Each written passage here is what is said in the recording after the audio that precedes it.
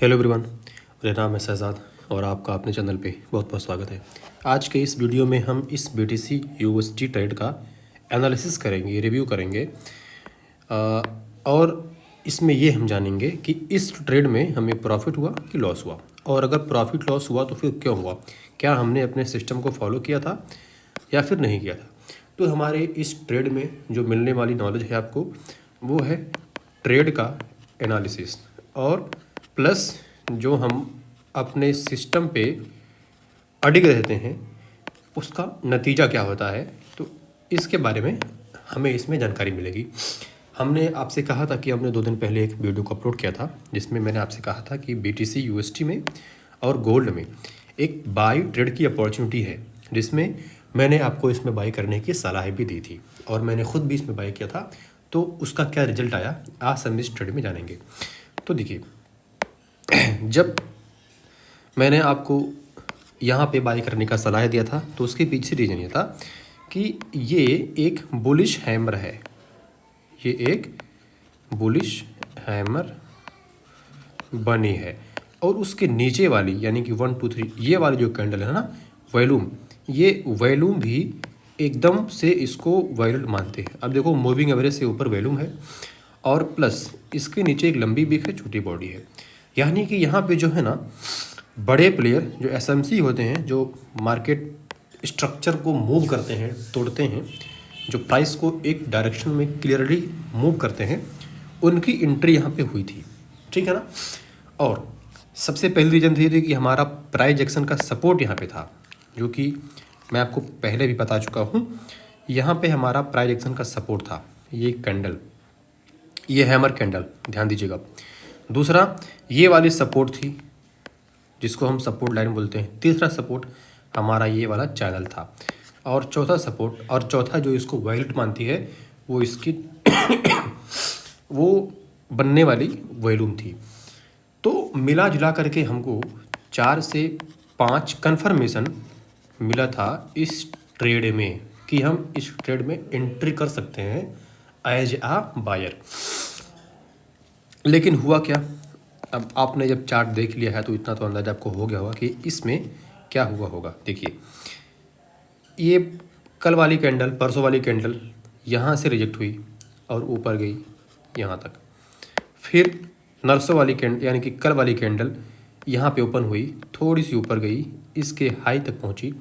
फिर यहाँ पे सेलर एक्टिव हुए, बायर कमज़ोर हुए और प्राइस को नीचे पुश किया और इस सपोर्ट को ब्रेक किया। और जो हमारा सपोर्ट और जो हमारा SL था वो यहीं लगा हुआ था। हमने थोड़ा सा सपोर्ट के नीचे लगाया था कि अगर मान लो बड़े प्लेयर अगर लिक्विडिटी ग्रैब भी करना चाहें तो आसानी से हमारा स्टॉप लॉस हिट ना हो। लेकिन सेलर बहुत ज़्यादा स्ट्रांग थे, BTC बहुत ज़्यादा कमज़ोर हुई और ये वाली कैंडल ने हमारे SL को खा लिया और हमें लगभग मैं आपको बता दे रहा हूँ, लगभग $58 का लॉस हुआ। ये हमारा फंडेड अकाउंट है और ये मैं अपने फंडेड अकाउंट के सेकंड फेज़ में हूँ। तो इसमें हमें $58 का लॉस हुआ कुल मिला जुला करके। तो कहने का मतलब ये है कि हमें इस वीडियो में ये सीखने को मिला कि देखिए, लॉसेस और प्रॉफिट तो होते रहते हैं, उसमें कोई घबराने वाली बात नहीं होती, ठीक है ना। लॉसेस हमारी ट्रेड का एक हिस्सा है, ठीक है ना।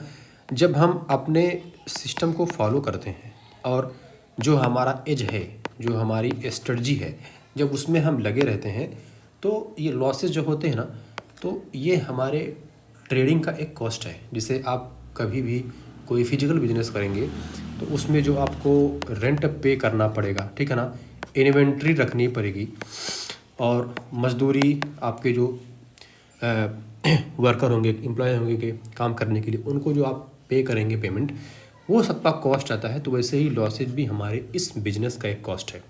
तो हमने अपने सिस्टम को फॉलो किया, हमने अपने एज को फॉलो किया, हमने अपनी स्ट्रेटजी को फॉलो किया, फिर भी हमें लॉस हुआ। डोंट वरी, हम फिर अगले किसी स्ट्रॉन्ग सेटअप के साथ में फिर से एंट्री करेंगे। वो बाय भी हो सकता है, वो सेल भी हो सकता है। एक चीज़ यहाँ पे हमसे मिस हुई जो कि नॉर्मल है, अगर वो हमसे हुई नहीं है, वो हमने उसको किया है और वो मैं उसको गलती नहीं मानता। मार्केट स्ट्रक्चर की बात देखिए, मार्केट स्ट्रक्चर की बात अगर हम बात करें तो जो प्राइस है ना वो लोअर हाई लोअर लो बना रही है, लोअर हाई लोअर लो बना रही है, यानी कि मार्केट डाउन ट्रेंड में है। लेकिन ये एक क्लू था कि मार्केट यहाँ से ऊपर जा सकती है, ये एक क्लू था, और इसी क्लू को देखते हुए मैंने इस मार्केट में एंट्री ली हुई थी बाई की। अब देखिए मैंने इसका तो आपको एनालिसिस दे दिया। अब मैं थोड़ा सा गोल्ड में लेके चलता हूँ आपको कि गोल्ड में क्या कंडीशन है अभी। तो देखिए गोल्ड में भी अभी प्राइस बहुत ही स्ट्रगल मोड में चल रही है। ये देखिए अगर मैं बात करूँ तो गोल्ड की, तो देखिए मैंने गोल्ड में भी यहीं पे एंट्री की थी, ट्रेड की एंट्री मैंने यहीं पे की थी, और कल परसों और आज के दिन भी प्राइस इस रेंज में लेकर के अभी भी स्ट्रगल कर रही है। यानी कि ये हमारा जो है ना इनिशियल बैलेंस एरिया है, और प्राइस अभी तक यहाँ पे स्ट्रगल कर रही है। तो मेरे कहने का मतलब ये है कि हम अपने सिस्टम को फॉलो करते हैं, हम अपने स्ट्रेटजी को फॉलो करते हैं, अगर उसके बाद भी लॉस होता है तो हम क्या कर सकते हैं। अभी देखिए गोल्ड की मैं बात करूँ तो ये मेरे पर्सनल अकाउंट में है, और ये देखिए अभी $24.673 का मुझको प्रॉफिट हो रहा है।